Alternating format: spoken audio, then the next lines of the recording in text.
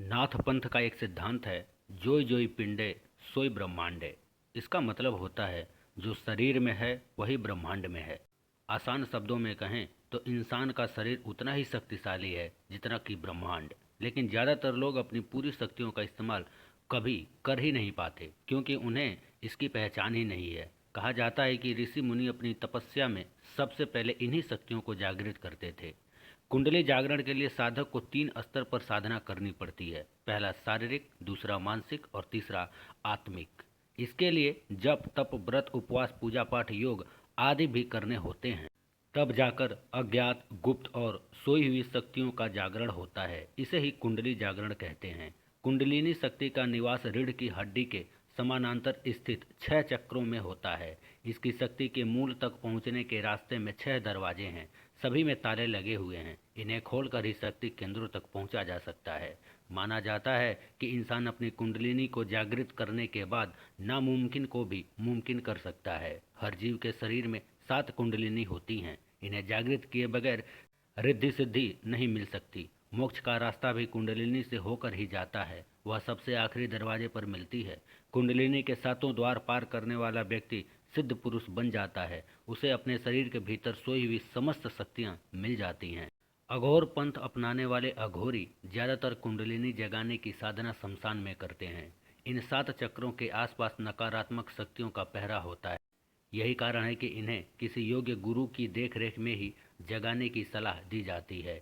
चक्रों को टूटता देखकर नकारात्मक शक्तियां साधक पर प्रहार भी कर सकती हैं। तब गुरु ही उनकी रक्षा करता है। अगर गुरु के बिना साधना की जाए तो साधक के ऊपर नकारात्मक शक्तियां कब्जा करने की कोशिश करती हैं और उसका अहित भी कर सकती हैं। यही वजह है कि साधना को बहुत सोच विचार के बाद करने की सलाह दी जाती है। साधना सफल होने पर मनचाही सिद्धियां मिलती हैं, जिससे आप कामयाबी के शिखर तक पहुंच सकते हैं। लेकिन असफल होने पर भयानक अनहोनी भी हो सकती है। अब सवाल ये उठता है कि जिन 7 चक्रों का जिक्र बार बार आता है, आखिर वे 7 चक्र क्या हैं?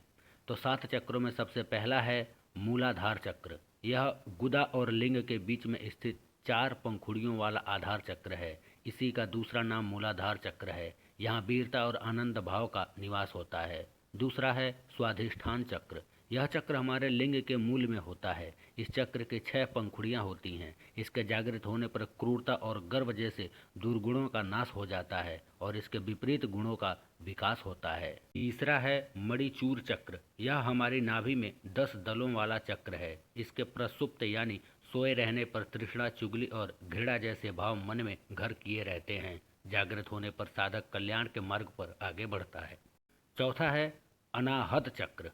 यह चक्र हमारे हृदय में स्थित होता है। यह 12 पंखुड़ियों वाला चक्र है। इसके सोए रहने पर मन लिप्सा, कपट और कुतर्क से भरा रहता है। इसके जाग जाने से ये सारे दुर्गुण खत्म हो जाते हैं।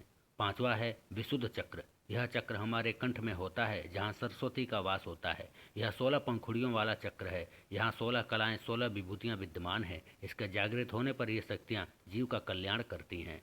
छठा है आज्ञा चक्र।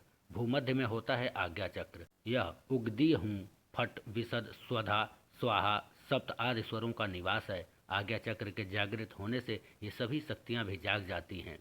सातवां है सहस्त्रासार चक्र। यह मस्तिष्क के मध्य भाग में होता है। यहाँ से जैवीय बिजली का स्वयंभू प्रवाह उभरता है। कुंडलिनी में किसी भी साधना के सफल होने का प्रतिशत साधक के शरीर के चक्रों के संतुलन पर निर्भर करता है। साधक प्रथम यानी मूलाधार चक्र से आरंभ करते हैं और अंतिम यानी सहस्त्रासार चक्र तक पहुंचते हैं। वह जैसे जैसे अगले चक्र की ओर बढ़ते हैं, इनका संतुलन बनाए रखने की चुनौती भी बढ़ती जाती है। जो इससे पार पा जाता है वह सबसे सफल कुंडलिनी शक्ति का मालिक बन जाता है। अब बात करें कि कुंडलिनी शक्ति क्या होता है। भगवान शिव का अर्धनारीश्वर भाग शक्ति कहलाता है। यह ईश्वर की सर्वोच्च ऊर्जा यानी श्रेष्ठ शक्ति है। इसकी राधा, सीता, दुर्गा या काली आदि के नाम से भी पूजा जाता है। भारतीय योग दर्शन में इसे ही कुंडलिनी कहा गया है। यह दिव्य शक्ति मानव शरीर के मूलाधार यानी रीढ़ की हड्डी के निचले हिस्से में सुषुप्तावस्था में रहती है।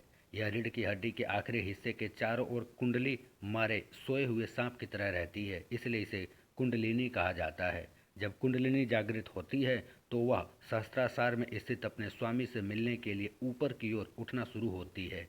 गुरु दीक्षा से जागृत होकर यह 6 चक्रों का भेदन करती हुई सहस्त्रासार तक पहुंचती है। कुंडलिनी जागरण की यौगिक क्रिया से मनुष्य के सभी अंग पूरी तरह स्वस्थ हो जाते हैं।